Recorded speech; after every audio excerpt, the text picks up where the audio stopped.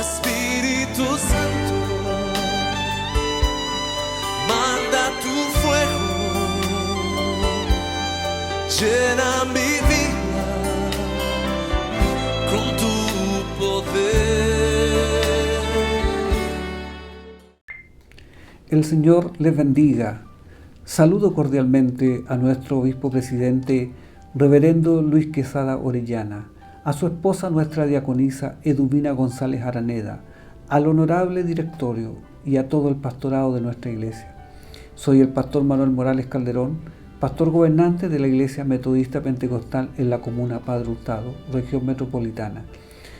Agradezco a nuestro obispo en considerarme para ser parte en esta serie de exposiciones bíblicas basadas en las cartas pastorales del apóstol Pablo, en el marco de la actividad Aviva el Fuego, en beneficio principalmente del ministerio pastoral. Me corresponde, por la gracia del Señor, exponer sobre el primer capítulo de la primera epístola del apóstol Pablo a Timoteo. Este primer capítulo pone especial énfasis en la advertencia acerca de los errores que estaban amenazando la sana doctrina en la Iglesia de Cristo.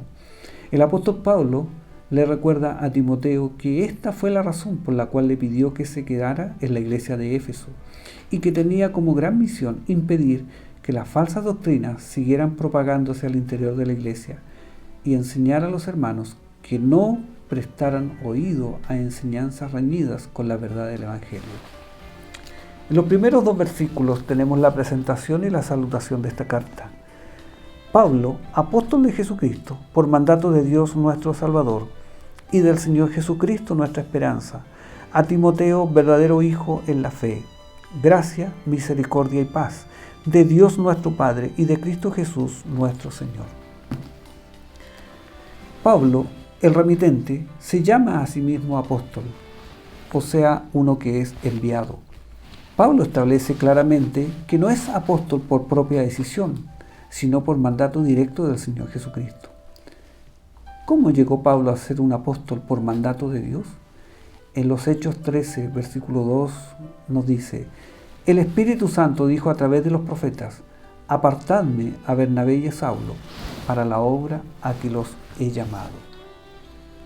El destinatario de la carta, naturalmente, es Timoteo, a quien Pablo identifica llamándole con afecto verdadero hijo en la fe. Timoteo era natural de Listra, una colonia romana en la provincia de Galacia. Aunque era muy joven, había llegado a ser una de las promesas de la iglesia cristiana de Listra.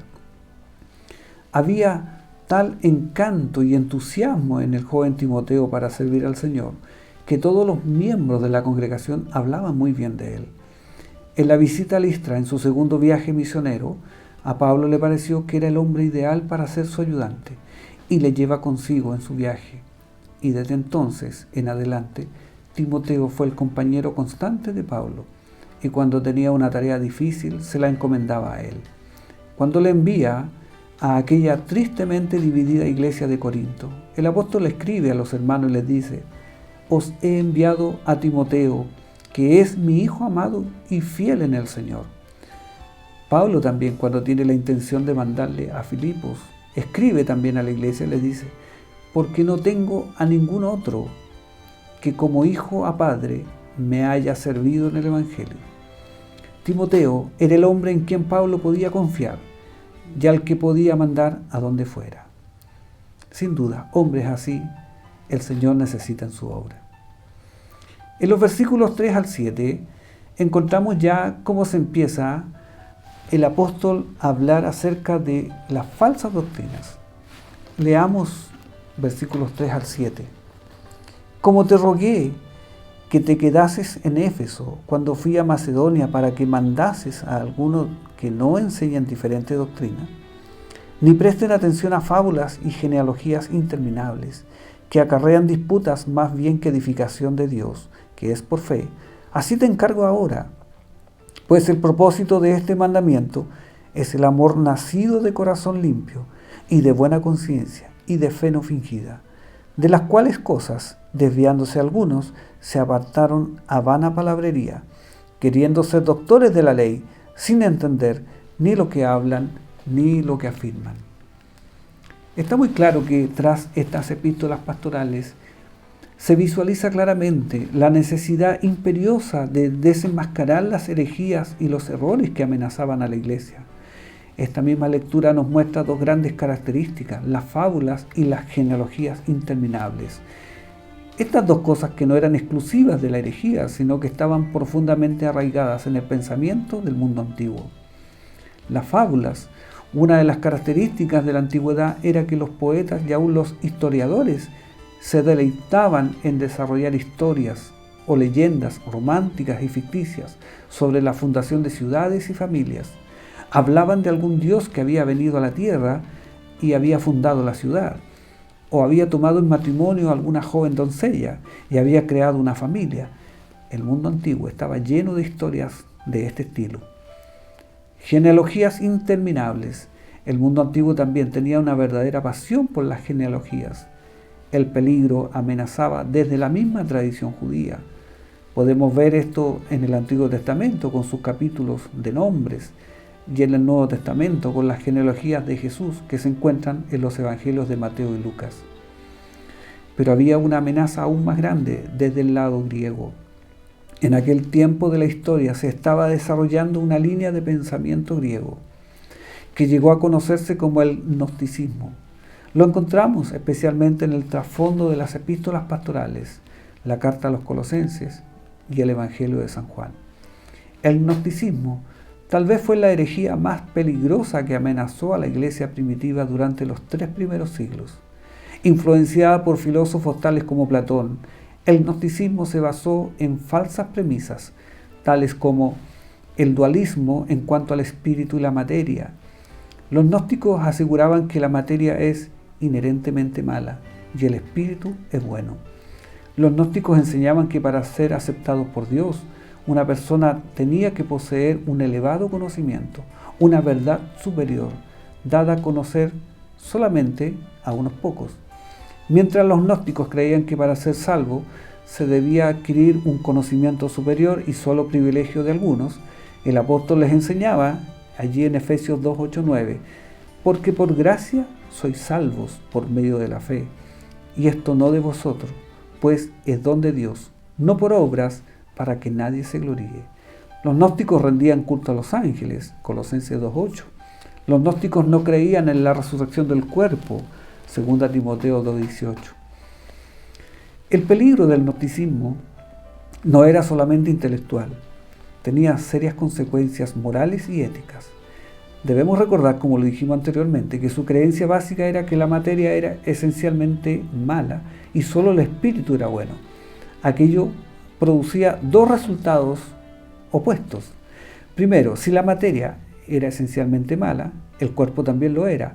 Entonces al cuerpo había que despreciarlo y humillarlo. Por tanto, el gnosticismo podía conducir a un ascetismo riguroso. Prohibía casarse porque había que suprimir los instintos del cuerpo. Establecía severas leyes alimentarias porque había que suprimir las necesidades del cuerpo en la medida de lo posible. Así es que las epístolas pastorales hablan de los que prohíben casarse y mandan abstenerse de viandas. La respuesta a esas personas es, como lo dice 1 Timoteo 4:4, todo lo que Dios ha creado es bueno y se ha de recibir con acción de gracias. En segundo lugar, y además, había grupos del gnosticismo que practicaban una actitud ética totalmente opuesta. Ellos decían que si el cuerpo era malo, no importa lo que se haga con él, por tanto se le puede permitir que sacie todos sus apetitos. Según Tito 1:16, el apóstol dice, tales hombres profesan conocer a Dios, pero le niegan con sus obras. Usaban entonces todas sus creencias religiosas como licencia para la peor inmoralidad. Reconocemos también en estos versículos que hemos leído, reconocemos que se describe allí el carácter y la mentalidad de quienes propagan falsas doctrinas. Veamos qué podemos encontrar acerca de su forma de pensar. Lo que les mueve es el deseo de lo novedoso. Es como el que tiene que ir a la última moda. Se dedican a la discusión en lugar de la acción. Están más interesados en la discusión rebuscada que en la edificación efectiva en la hermandad. Los mueve la arrogancia. Miran por encima del hombro despectivamente a la gente sencilla que no puede seguir sus vuelos de especulación intelectual. Consideran incluso a los que no pueden llegar a entenderles como necios e ignorantes. Son dogmáticos sin conocimiento. No saben realmente de lo que están hablando, ni entienden realmente el significado de las cosas sobre las cuales están dogmatizando. Bien puede ser que la causa mayor que tuvo la Iglesia en aquel tiempo haya sido más por el dogmatismo ignorante que por ninguna otra causa. Cuando pensamos en las características de los que estaban turbando a la Iglesia en Éfeso, podemos darnos cuenta de que sus descendientes aún siguen muy cerca de nosotros. De la misma manera que en este pasaje podemos ver las características de los falsos maestros, también podemos ver cómo se identifica al verdadero cristiano, el carácter del verdadero cristiano. Encontramos que el verdadero cristiano, su pensamiento se basa en la fe, su pensamiento está motivado por el amor, su pensamiento procede de un corazón puro, su pensamiento viene de una buena conciencia, es una persona de fe auténtica y que no hay hipocresía. Esto quiere decir sencillamente que la gran característica del cristiano auténtico es la sinceridad. Es sincero tanto en el deseo de encontrar la verdad como también en comunicarla. Vamos ahora a los versículos 8 al 11. En estos versículos encontramos un elemento muy importante que el apóstol considera necesario incluir en la descripción de los que se oponen a la sana doctrina. E incluye los falsos maestros en la lista de los que se ven afectados por la exigencia moral de la ley mosaica que observaba la comunidad judeo-cristiana. En primer lugar, al leer este pasaje, vemos que comienza con algo que le gustaba mucho escuchar al mundo antiguo, que la ley no era para el justo. Una buena persona no necesita ninguna ley que le amenace con castigos para controlar sus acciones. Versículo 8 dice, 8 y 9, pero sabemos que la ley es buena si uno la usa legítimamente, conociendo esto que la ley no fue dada para el justo. Pero ahora revisemos esta terrible lista que se menciona a continuación en esta carta, a partir del versículo 9. Conociendo esto que la ley no fue dada para el justo, sino para los transgresores y desobedientes, para los impíos y pecadores, para los irreverentes y profanos, para los parricidas y matricidas, para los homicidas, para los fornicarios, para los sodomitas, para los secuestradores, para los mentirosos y perjuros, y para cuanto se oponga a la sana doctrina. Sin duda, es una triste realidad la que vivía esta iglesia con una hermandad de estas características. A veces hablamos de lo difícil que es ser cristiano en la civilización moderna o en la posmoderna. Sin embargo, no tenemos más que leer un pasaje como este para ver lo tanto o más difícil que tiene que haber sido las circunstancias en que la iglesia empezó su caminar. Aquí tenemos una mínima idea del ambiente en que creció la iglesia antigua. En los versículos 12 al 17 encontramos allí una descripción que el apóstol hace a Timoteo acerca de su ministerio. Leamos desde el 12 al 17. Doy gracias al que me fortaleció, a Cristo Jesús nuestro Señor, porque me tuvo por fiel poniéndome en el ministerio. Habiendo yo sido antes blasfemo, perseguidor e injuriador, mas fui recibido a misericordia porque lo hice por ignorancia, en incredulidad. Pero la gracia de nuestro Señor fue más abundante con la fe y el amor que es en Cristo Jesús. Palabra fiel y digna de ser recibida por todos. Que Cristo Jesús vino al mundo para salvar a los pecadores, de los cuales yo soy el primero. Pero por esto fui recibido a misericordia, para que Jesucristo mostrase en mí el primero toda su clemencia, para ejemplo de los que habrían de creer en Él para vida eterna. Por tanto, al Rey de los siglos, inmortal, invisible, al único y sabio Dios, sea honor y gloria por los siglos de los siglos. Amén. El apóstol menciona 4 cosas tremendas por las que él quería dar gracias al Señor Jesucristo. Le daba gracias porque le había escogido. Le daba gracias porque había confiado en él.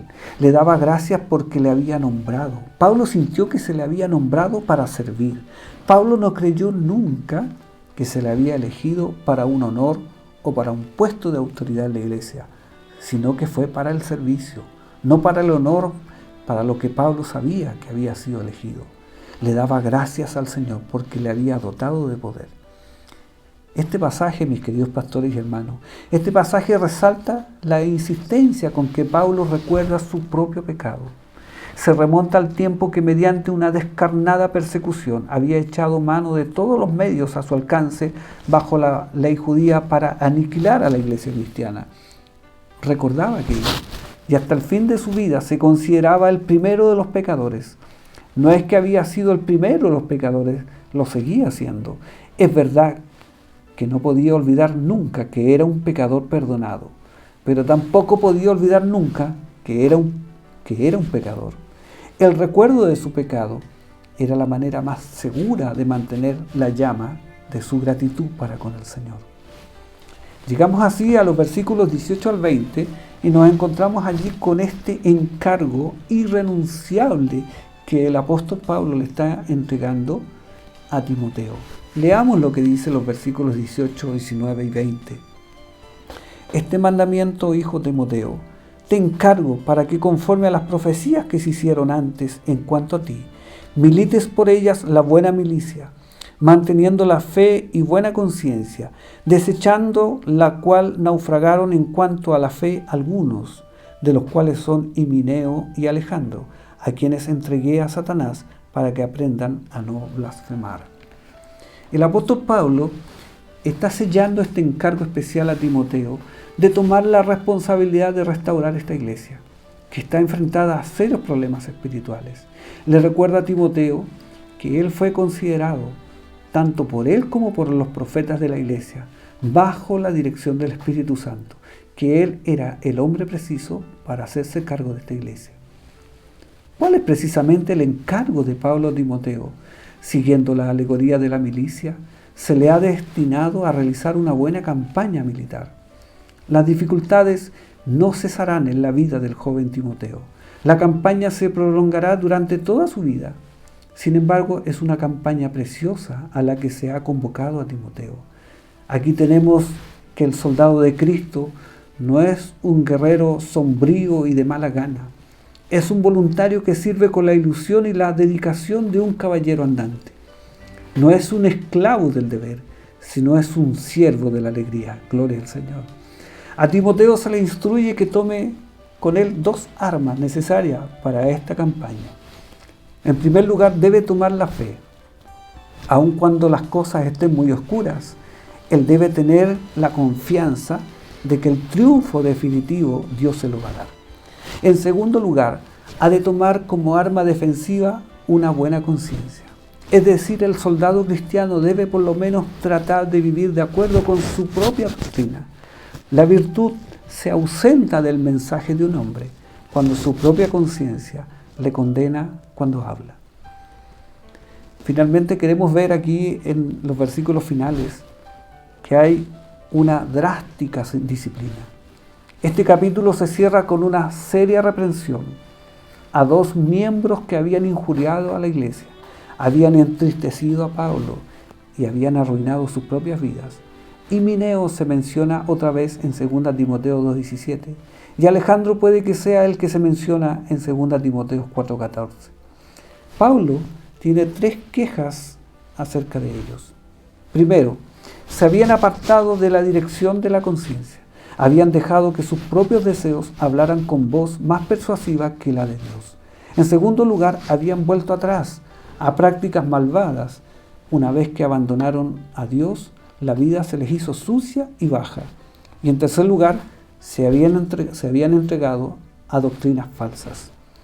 Pablo dice que los ha entregado a Satanás para que aprendan a no blasfemar. Finalmente, mis queridos pastores y hermanos, queremos mirar a lo menos tres aplicaciones que podemos tomar como enseñanza de este pasaje bíblico, de este primer capítulo a Timoteo. Primero, ¿Cómo reconocer las enseñanzas falsas? Uno de los grandes propósitos de por qué se escribieron las epístolas pastorales es para combatir las herejías doctrinarias que estaban afectando seriamente la salud espiritual de la iglesia. El reconocimiento de una falsa doctrina no siempre es evidente. Se requiere muchas veces de estar atento y discernir de acuerdo con la palabra del Señor. Para protegernos del engaño de los falsos maestros, debemos conocer lo que la Biblia enseña y mantenernos firmes en la fe depositada solo en Cristo. Los falsos maestros estaban motivados por un espíritu de curiosidad y un deseo de ganar poder y prestigio. Al revés, los maestros cristianos genuinos están motivados siempre por una fe sincera y por el deseo de hacer lo recto. Número 2. La vida del cristiano verdadero debe estar marcada siempre por la humildad y la gratitud. Pablo se llama a sí mismo el peor o el primero de los pecadores.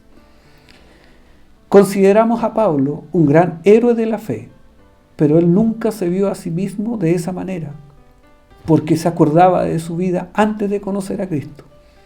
Mientras más comprendía la gracia de Dios, más consciente era de su propia pecaminosidad. La vida de cada cristiano debería estar marcada siempre por la humildad y la gratitud. Nunca olvidemos que somos pecadores salvados por gracia. Número 3. El propósito de la disciplina en la iglesia siempre debe ser la restauración y no el castigo. No sabemos quién fue Alejandro. Quizás haya sido un colaborador de Himeneo. El error de Himeneo se explica en 2 Timoteo 2, 17 al 18. Él debilitó la fe de la gente, enseñando que la resurrección ya había tenido lugar. Pablo dice que lo entregó a Satanás, privándolo de la comunión de la iglesia. Esto lo hizo con el propósito de que Himeneo pudiera ver su error y se arrepintiera. El propósito final de este castigo era la corrección. La iglesia de hoy es con frecuencia muy débil en disciplinar a los cristianos que pecan deliberadamente. La desobediencia deliberada debería ser tratada de inmediato para evitar que toda la congregación se vea afectada. Pero la disciplina se debe aplicar de tal manera que el ofensor vuelva al Señor y sea recibido en la comunión amorosa de la iglesia. La definición de disciplina incluye estas palabras: fortalecimiento, purificación, entrenamiento, corrección, perfeccionamiento. Por tanto, condenación, sospecha, alejamiento o separación permanente no deberían ser parte de la disciplina de la iglesia.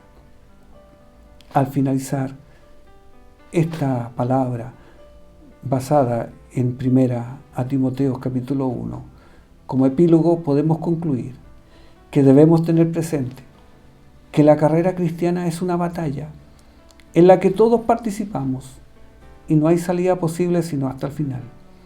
En el momento en que comenzamos la vida cristiana por la fe en Jesucristo, comenzó una batalla de por vida. Y no esperemos que esta lucha sea fácil. Algo que muchos cristianos olvidan hoy día. Una lucha un tanto dispersa muchas veces por demasiadas enseñanzas engañosas. Por ejemplo, nos encontramos con una actitud muy extendida hoy, en el sentido que al hacerse cristiano, Dios empieza a obrar en la persona, de modo que todo va a salir como uno desea, que todo siempre será exitoso en la vida. Y eso no es así, bien lo sabemos nosotros, que no es así. Y si esa fuera la señal de que estamos haciendo la voluntad de Dios, entonces Pablo estuvo fuera de la voluntad de Dios durante buena parte de su vida. Sabía que se hallaba en una batalla y le dice a Timoteo que también él se va a encontrar en la batalla. El objetivo de esta batalla no es que ella termine, como piensan muchos cristianos, sino de permanecer firmes a pesar de lo fuerte que ella sea.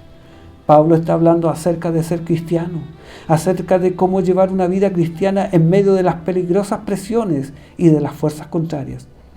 Esta es la batalla.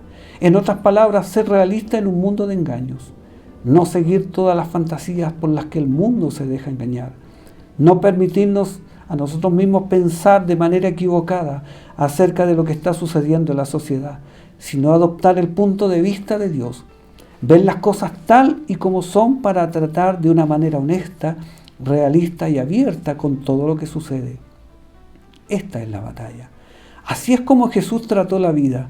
Él no se ocultó en ningún momento, en ningún monasterio, en ninguna parte. Él estuvo siempre en el centro mismo de la vida, en los mercados, en las ciudades, entre los pueblos, entre las personas, bajo las presiones y los peligros de la vida diaria. Fue un realista que se enfrentó con la vida de un modo serio y honesto.